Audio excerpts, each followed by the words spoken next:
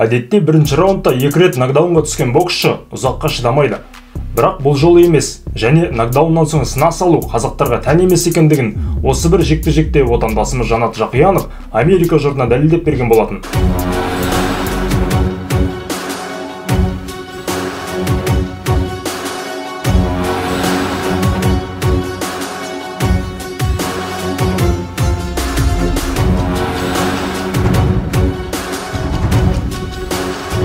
Ассалаумағалейкум достар.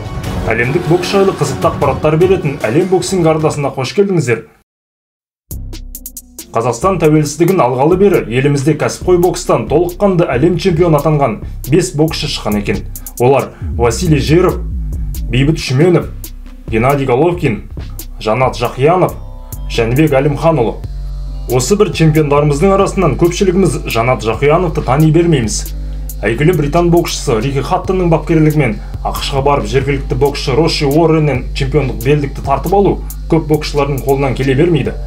Ойлаңыздаршы, аренадағы жанкүйерлердің 99%-ы сізге қарсы, төрешілер де сізге қарсы. Оған бірінші раундта өткізіп алған 2 нокдаунды қосыңыз. Басқа біреу болғанда, екінші раундтан соң чемпиондық белдік керек емес. Ақшамды беріңдер, мен үйге қайттым деуші еді. Кім білсін. Бүгін біз сіздерге Жанаттың чемпиондық белдікті қалай және қандай қиындықтармен жаулап алғандығы жайлы айтатын боламыз. Бастамас бұрын арнамызға қолдау ретінде лайк басып, комментарий жаза отырыңыздар. Кәсіпқой боксқа 2007 жылы ауысқан Жанат ешқандай спонсорсыз азиялық және европалық турнирлерде тегін десек те болады өнер көрсетіп жүреді. Алайда бір күні жұлдызының жанатындығына сенген ол алған бетінен қайтпай жұдырықтасуды жалғастыра береді. 2011 жылы Швейцарияда жергілікті боксшыны нокаутқа жіберген отандасымызды Рики Хаттон байқап қалып, өзінің Хаттон Промоушн атты промоутерлік компаниясына шақырады. Ұсынысты қуана қабылдаған Жанат енді Рики Хаттонның бапкерлігімен алдымен 2014 жылы Европа чемпионы атанса, кейінірек 2015 жылы WBA уақытша белдігін жеңіп алады. 2017 жылы 10 ақпан күні жеңіл салмақ, яғни 53 келуде WBA супер әлем чемпионы атағы үшін жекпе-жекке шығады. Қарсыласы чемпион америкалық боксшы Роши Уоррен. Бұл оның әлем чемпионы атағын алғаш рет қорғауы еді. Жекпе-жек Уорреннің туған қаласында өтеді. Сондықтан арена 100% десек те болады америкалық жанкүйерлерге лық толы. Сонымен Рики Хаттонның әкелік шапалағымен жекпе-жекті бастаймыз. Уорреннің бойы мен қолы отандасымызға қарағанда ұзын. Сондықтан ол қашықтықты ұстауға тырысады. Ал Жанат болса блокты жақсылап қойып алып, ара қашықтықты қысқартуға тырысып жүр. Қазірше америкалық жылдам соққылармен жақындатпайды. Бір кезде арқаннан сытылып шыққан Уоррен жылдамда сериялы соққылармен отандасымызды нокдаунға түсіреді. Орнынан тұра сала қарсыласына ұмтылған Жанатты америкалық екінші рет нокдаунға түсіреді. Уоррен бақытты, жанкүйерлер бақытты, жекпе-жек бітті, чемпиондық белдіктер қорғалды деп ойлап қалса керек. Алайда бұл 2 нокдаун Жанаттың сағын сындырудың орнына ашуына тигендігін білмеген болатын. Екінші раундта әлі өзіне толық келмесе де Жанат прессингті қайта бастайды. Ал Уоррен өзіне тым сенімді болды ма, әлде бұл қазақтың берілмейтіндігін сезді ме, бірінші раундтағыдай еркіндік байқалмайды. Сонымен қатар отандасымыздың алыстан соққан оң қолы нысананы сезе бастайды. Оны Уорренде сезе бастағандығын Жанатты қалай құшақтай бастағандығынан көруге болады.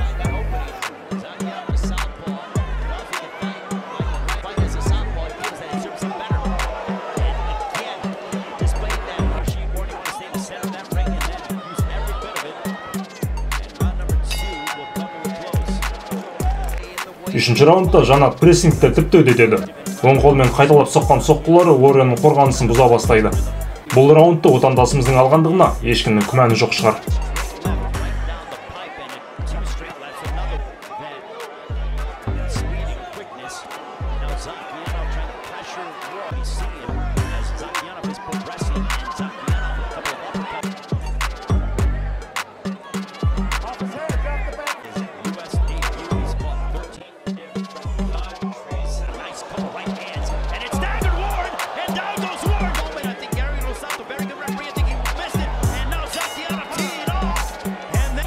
Үшінші раундта таза жеңілгендігін түсінген америкалық боксшы 4-ші раунд бастала сала ринг ортасында Жанатпен соққы алмаса бастайды. Бірақ көп ұзамай олай істеудің қажеті жоқтығын түсінеді, өйткені Жанаттың соққылары тым ауыр болатын. Байқасаңыздар, Жанат тура Рики Хаттон секілді боксасады. Ол да кезінде бір қадам кері шегінбейтін.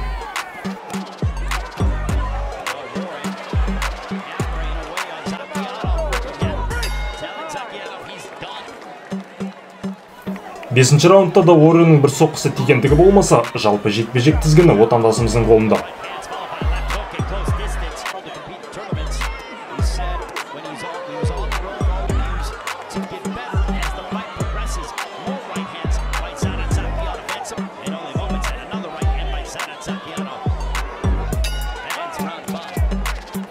Алтыншы раунд америкалық үшін сәтті болды десек те болады. Бірнеше соққысын дарытып, өзі де бірнеше соққыдан сытылып кетеді.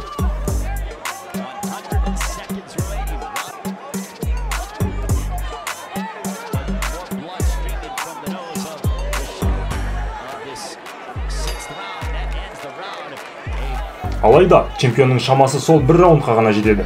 Кейінгі раундтарда Жанат прессингті жалғастырып, қарсыласының тұмсығын бұзуды одан ары жалғастыра береді.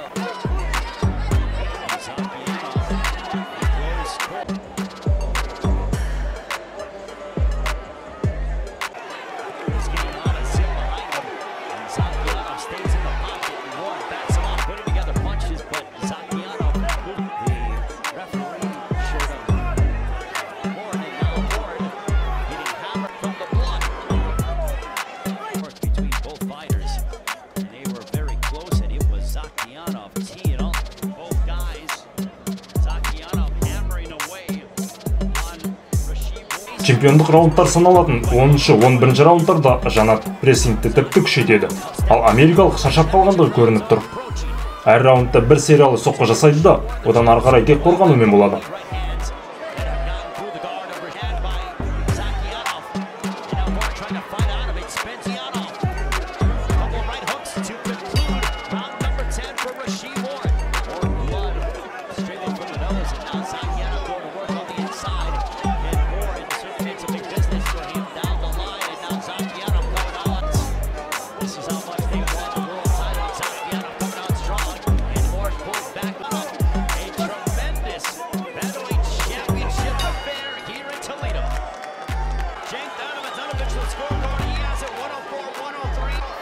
Он екінші раундта реферидің стоп деген командасының соңында ұруды жалғастырғандығы үшін Уоррен ескертіп алады.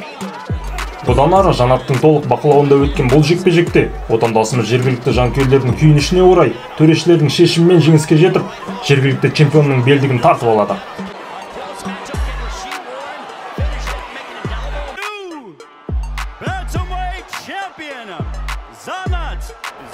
Роши Уорренді ерекен жеңілгендігін мойындап, Жанатты құттықтап қойды. Әдетте жергілікті боксшыға бүйректері бұрып тұратын төрешілерді әділ шешім қабылдауға мәжбүр еткен отандасымыз Жанат Жақиянов кәсіпқой бокста Қазақтан шыққан 4-ші әлем чемпионы атанады. Одан кейін арада бірнеше жыл салып, Жәнібекте чемпион атанады. Қазақ елін әлемге танытып жүрген осындай ержүрек батыр жігіттеріміз көбейе берсін деп тілейміз. Сонымен достар, егер видео ұнаса лайк басып, комментарий жаза отырыңыздар. Сіздермен болған әлем боксинг арнасы.